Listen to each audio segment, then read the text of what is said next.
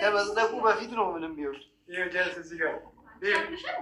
እሺ አይደለም ዴቭ አንዴ ስልካቸውን ይሰብስቡና እኔ በሌላ ልምጣቸው። ወቅቲው የቲክቶክ ፔጅ ፎሎ ያላደረገ ይቀጣል። እንደው ፈጣሪ ቅድም ሲወደኝ እኮ ማለት ነው ደግሞ ሼር አድርግላችሁ አድርጋለሁ። ሼር አድርጉላችሁ አላውቅም። ቲክቶክ አለ እንዴ? ለዩቲዩብ አይደል እንዴ ያላችሁ? ይሄን ስልክ ያዝልኝ። የዩቲዩብ አይደል እንዴ? ቲክቶክ ነው ያልኩት። አሁን ቲክቶክ። ሰላም ጤና ይስጥልኝ። ውድና የተከበራችሁ ቤተሰቦቻችን በያላችሁበት ሰላማችሁ ይብዛ። እንዴት ናችሁ? ሁሉ ሰላም? እኛ ጋር ሁሉ ሰላም ነው፣ እግዚአብሔር የተመሰገነ ይሁን። ዛሬ እንግዲህ አደይ ድራማ ከካሜራ ጀርባ ልንፈተፍት ዘንላችሁ መተናል እና እኔ ተገርሜ ነው። እኔ በእነዚህ ልጆች ጥላቻ ምክንያት ማለት ነው ጨጓራዬ ተልጧል። እነሱ ለካ ከካሜራ ጀርባ ተቃቅፈው ቁጭ እያሉ እንደዚህ እየተሳሳቁ ነው የሚሰሩት።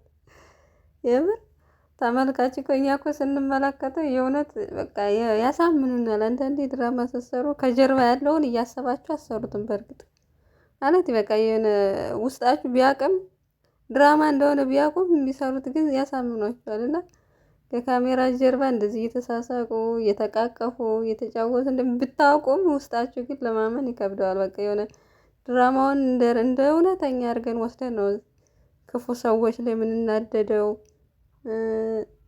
ሲያፈቅሩ ደግሞ የእውነት እያፈቀሩ እየመሰለ እንደውም አንዳንድ ኮሜንታተሮች ተመልካቾች በያያቸው ቁጥር በቃ ይጋቡ እያሉ ድምጽ ይሆናል። ብዙ ፊልምም ላይ የሆነ ፕሮግራም ላይ እየተወኑ ካዩቸው አብዛኞቻቸው በቃ የእውነተኛ ፍቅረኛ እንዲሆኑ ራሱ ይፈልጋሉ ተመልካች በየኮሜንታውን። ጽናትንና ኪራንም ቢሆን ብዙዎቹ ቲክቶክ ላይ ላይቭ ሲገቡ የእውነት ይጋቡ ነው የሚሉ ድምጽ ይሆናሉ። የእውነት ቀለበት አድርግልን እና መቼም እኛ ማጋባት ማፋታት ነው ስራችን። ኮሜንታተሮች በእኛ ድምጽ እኮ ብዙ በኮሜንታተሮች እኮ ያሳሰቡትን ነው ያላሰቡትን ራሱ በቃ ይሆናል። ላግባት እንዴት ልጅ ብሎ እኮ ራሱ የሚያስብ ይኖራል በኮሜንታተሮች የተነሳ። እና በጣም ነው ከካሜራ ጀርባ ያለውን ሳይ እንትን ያለኝ። ከዚህ በኋላ በቃ ይሄን እያሰብኩ ነው ድራማ። ምክንያቱም እንትና ፍቅር በቃ ለአደይ የምታሳየው ጥላቻ የምታሳየው እንትን ከልክ አልፎ ጨጓራችን ላጠው። በእርግጥ አሉ አሁን እነሱ የሆነች ገጸ ባህሪ በእውነተኛው ዓለም ያለውን ነው የሚተውኑት።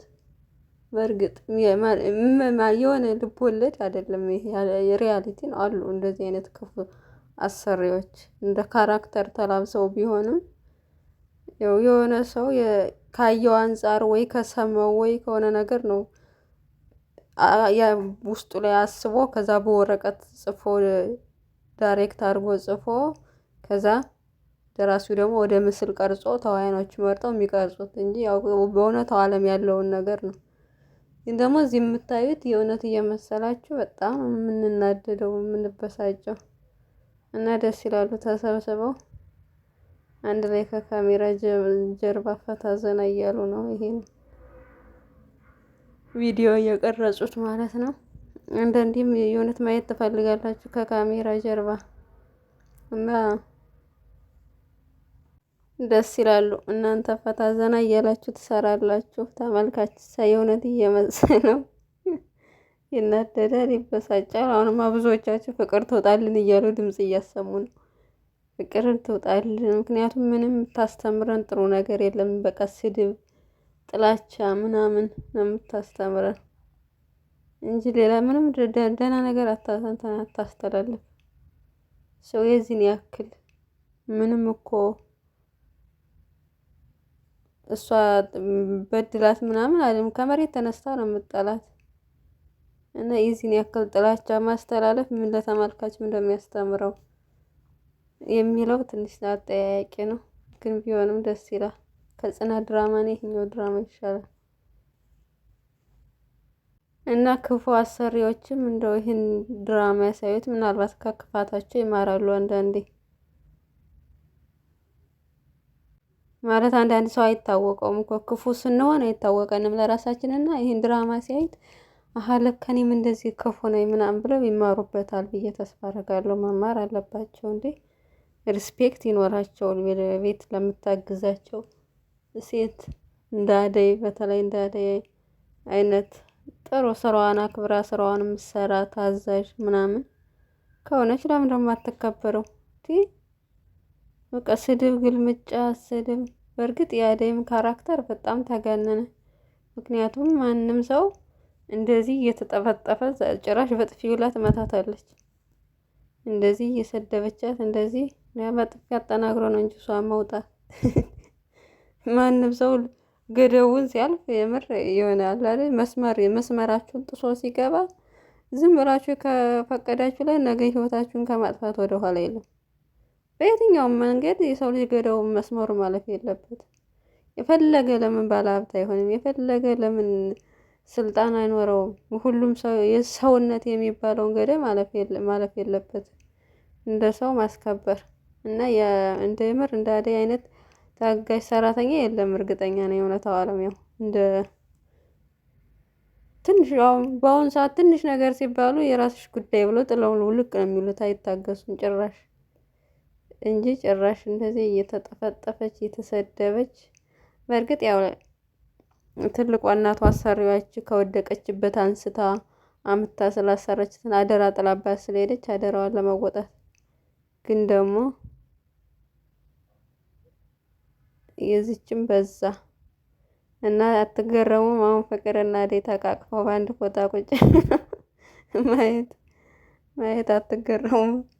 እኛ በእነሱ ጥላቻ እንደዚህ በሚያደርጉት ነገር እንዴ እየተናደድን እና የምር የእንትን ስራ እኮ የትወና ምናምን የአርት ስራዎች እንደውም ከካሜራ ፊት ለፊት ይልቅ ከካሜራ ጀርባ በጣም ነው ብዙ ደስ የሚል ጊዜ የሚያሳልፉት።